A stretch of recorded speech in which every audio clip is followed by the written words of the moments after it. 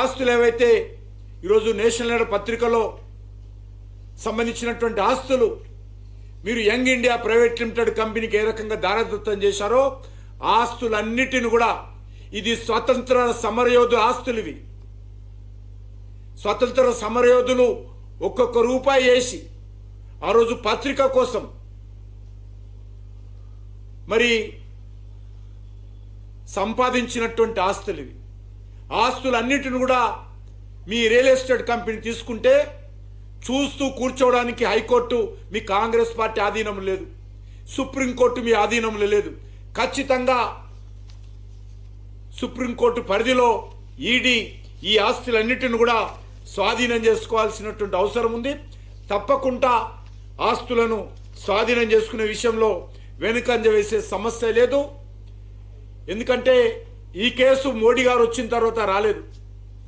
మీ party నాయకుడు మన్మోహన్ సింగ్ గారు ప్రధానమంత్రిగా ఉన్నప్పుడే, సోనియా గాంధీ గారు యూపీఏ చైర్మన్గా ఉన్నప్పుడే సుబ్రహ్మణ్య స్వామి గారు హైకోర్టులో వేసినటువంటి కేసు ఆధారంగా హైకోర్టు ఆదేశంతో జరుగుతున్నటువంటి దర్యాప్తు అని ఈ సందర్భంగా మనం చేస్తా ఉన్నాను. ఈరోజు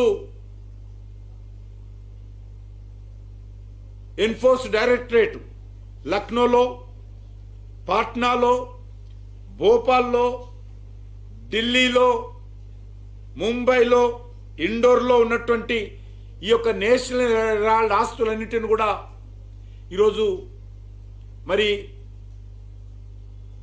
సీజ్ చేయాలని చెప్పి ఆదేశాలు ఇచ్చింది. దాని ప్రకారం తప్పకుండా జరగాల్సినటువంటి అవసరం ఉంది. అందుకే తెలంగాణ ప్రజలు కానీ దేశ ప్రజలు కానీ కాంగ్రెస్ పార్టీ యొక్క నీతిమాలిన చర్యలను, సిగ్గుమాలిన చర్యలను అర్థం చేసుకోవాల్సిందిగా, తిప్పికొట్టాల్సిందిగా మనం చేస్తా ఉన్నాం.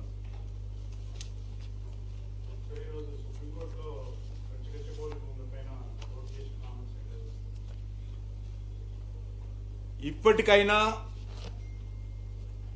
తెలంగాణ ప్రభుత్వం చేసినటువంటి దుందుడుకు చర్యలను,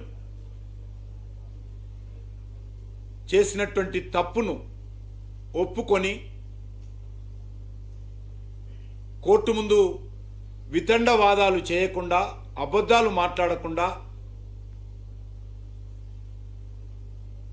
ఆ యొక్క భూమిలో ఏదైతే ఈరోజు హైకోర్టు చెప్పినట్టు, లేకపోతే సుప్రీంకోర్టు చెప్పినట్టు ఏదైతే మీరు అక్రమంగా అర్ధరాత్రి ఫ్లడ్ లైట్లు పెట్టి చెట్లు నరికారో వాటన్నిటిని కూడా మరి అక్కడ చెట్ల పునర్నిర్మాణం చేసేటువంటి ప్రక్రియ మొదలు పెడితే బాగుంటుంది.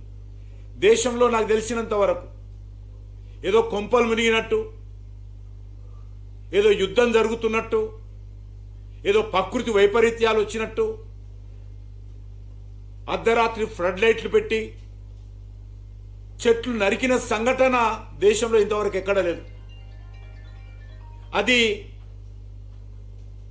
తెలంగాణ ప్రభుత్వము రేవంత్ రెడ్డి గారి నాయకత్వంలో, రాహుల్ గాంధీ ఆదేశాలతో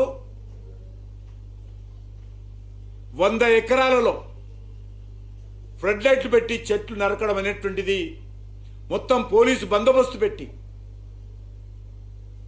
చీమ చిట్టుకుమన్నా కనిపించే విధంగా లైట్లను పెట్టి చెట్లు నరకడం ఏదైతున్నదో ఇది పూర్తిగా కాంగ్రెస్ పార్టీ యొక్క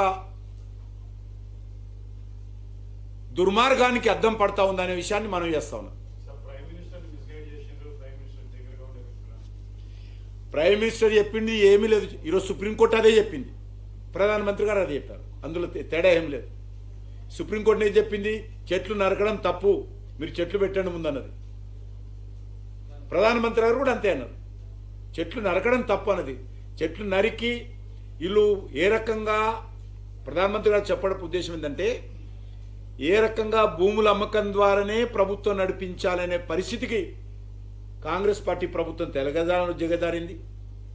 పన్నులు వేయడం ద్వారానే A to Z పన్నులు వేయడం ద్వారానే కాంగ్రెస్ పార్టీ ప్రభుత్వం కర్ణాటకలో జరిపేటువంటి పరిస్థితి వచ్చింది.